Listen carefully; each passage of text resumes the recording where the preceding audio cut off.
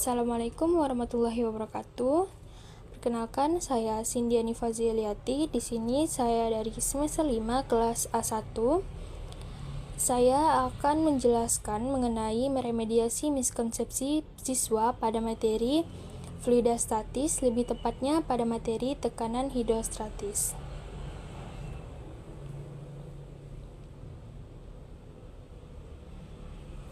Nah, di sini saya mengambil bentuk remediasi yaitu POE.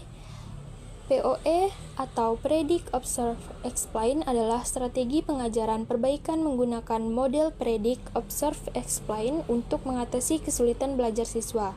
Adapun langkah-langkah remediasi POE yang pertama yaitu Predict atau prediksi. Siswa diminta memprediksi hasil dari suatu demonstrasi atau eksperimen dan menyertakan alasan yang rasional di balik prediksinya. Setelah itu ada observasi atau observe, di mana guru melakukan demonstrasi atau eksperimen yang dapat diamati dengan jelas oleh siswa. Siswa melakukan observasi langsung terhadap fenomena tersebut untuk mendapatkan hasil nyata. Terakhir ada penjelasan atau explain, di mana siswa menganalisis dan membandingkan hasil observasi dengan prediksi awal mereka.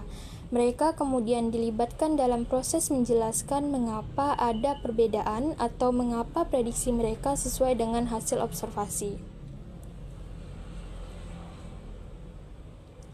Nah, di sini saya mengambil miskonsepsi siswa yaitu siswa menganggap bahwa fluida di dalam wadah tertutup tidak dapat memberikan tekanan ke dinding wadah karena tidak ada pergerakan atau perubahan volume, yaitu bersumber dari sukarelawan dan kawan-kawan mengenai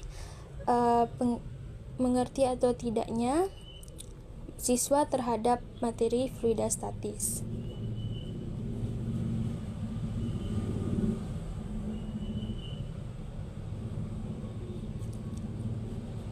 Nah, di sini yang pertama yaitu cara mengungkap konsepsi atau memprediksi, di mana guru memberikan pertanyaan pematik untuk mengenali konsepsi awal siswa, misalnya dengan pertanyaan seperti ini: jika sebuah wadah tertutup diisi air dengan penuh, apakah air tersebut memberikan tekanan ke dinding wadah? Nah, jelaskan pendapatmu. Untuk pilihan jawabannya seperti A. Tidak, karena air di dalam wadah diam dan tidak bergerak sehingga tidak menekan dinding wadah. Kemudian yang B. Ya, karena setiap bagian fluida diam memberikan tekanan ke segala arah termasuk ke dinding wadah. Kemudian yang C. Tidak, karena tekanan hanya ada di permukaan air bagian atas akibat berat air itu sendiri. Yang terakhir D. Ya, tetapi hanya ke dasar wadah karena gaya gravitasi bekerja ke bawah. Nah, untuk jawaban yang tepat yaitu B. Ya, karena setiap bagian fluida diam memberikan tekanan ke segala arah, termasuk ke dinding wadah. Itu sesuai dengan prinsip tekanan hidrostatik. Nah, adapun beberapa miskonsepsi seperti di awal, contohnya yang A, tidak, karena air di dalam wadah diam dan tidak bergerak sehingga tidak menekan dinding wadah. Nah, ini mewakili miskonsepsi secara umum yang mengira tekanan hanya muncul jika fluida bergerak. Selain itu ada yang C, tidak, karena tekanan hanya ada di permukaan air bagian atas akibat berat air itu sendiri.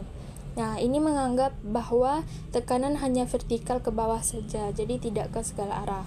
Yang ke D, yaitu ya, tetapi hanya ke dasar wadah karena gaya gravitasi bekerja ke bawah. Ini sama juga, tekanan itu hanya dianggap mengarah ke bawah saja. Selanjutnya,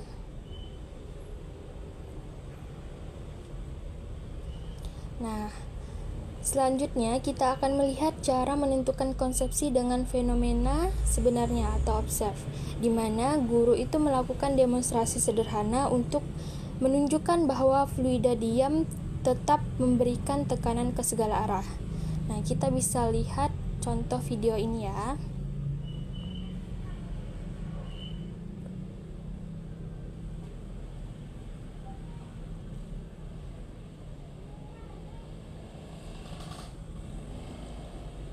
Nah, kita bisa lihat ketika dibuka tutup botolnya, air tersebut memancarkan dari lubang-lubang yang ada.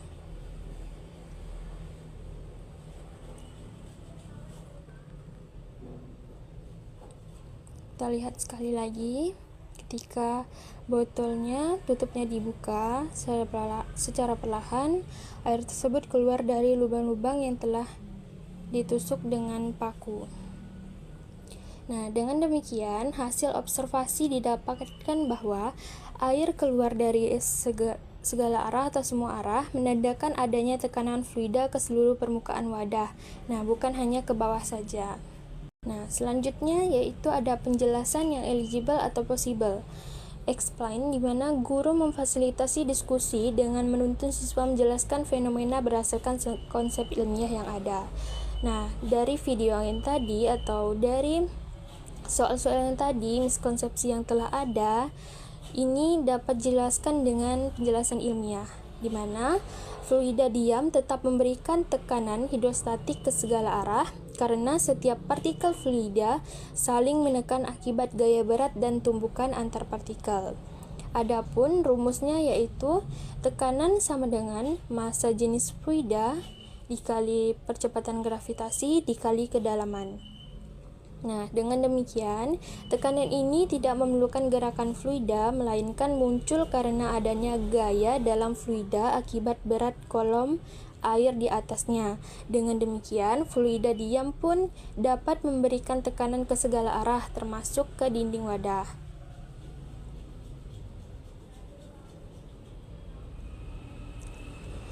Nah, ini merupakan yang terakhir, yaitu pengetahuan ekstensi atau contoh dalam kehidupan sehari-hari secara nyata, di mana yang pertama ada tangki air di rumah.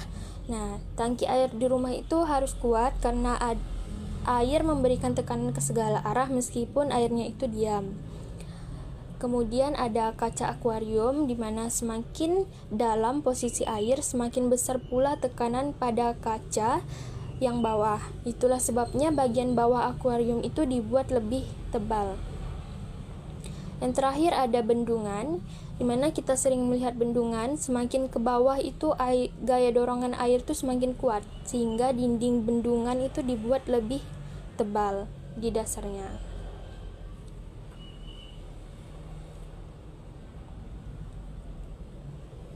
Nah, selanjutnya yaitu dengan demikian dapat disimpulkan untuk langkah POE ini. Yang pertama, predik. Aktivitas guru dan siswa yaitu mengungkap konsep awal dengan pertanyaan prediksi. Tujuannya untuk mengetahui miskonsepsi siswa. Kemudian observe, di mana melakukan demonstrasi nyata tekanan fluida.